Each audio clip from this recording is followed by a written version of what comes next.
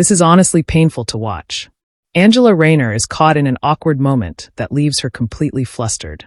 During a tense interview, she's put on the spot about a controversial remark she allegedly made about Keir Starmer, claiming he couldn't run a bath. Rather than addressing it directly, she dodges the question with a vague response. "I don't recognize that." But the discomfort doesn't end there.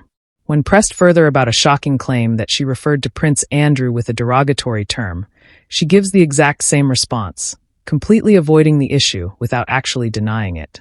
The more she evades, the worse it gets. Instead of coming off as composed and in control, she seems shifty, unconvincing, and downright uncomfortable. It's not just a bad interview, it's a train wreck. You're about to see how she flounders under pressure. It's honestly tough to watch. Have a look at this clip. But a new book reports that you said he couldn't run a bath.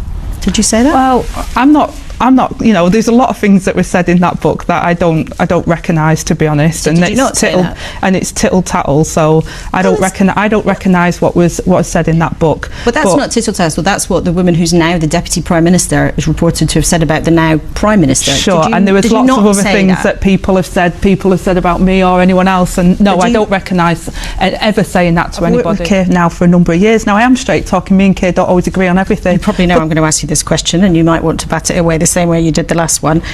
Did you refer to a member of the royal family as something I'm not sure we're allowed to say on a Sunday morning, but in case we can bleep it out, did you suggest... Again, I'm not making any comments about what's said or not said in somebody... Did you deny that you called a member of the royal family a nonce? Said in a book. I'm not making any comment on what somebody suggests was said in a book, or actually the private conversations that I did have during the passage of the bill, which did get passed, and I did pass the bill, and I wholeheartedly supported the government at the time in passing the line of succession bill through Parliament. But you're not denying it? As I've said, the bill was passed. I had conversations with the government of the time and the civil servants around how that bill gets through Parliament, and that bill went through Parliament without any problems, and I led that piece of work.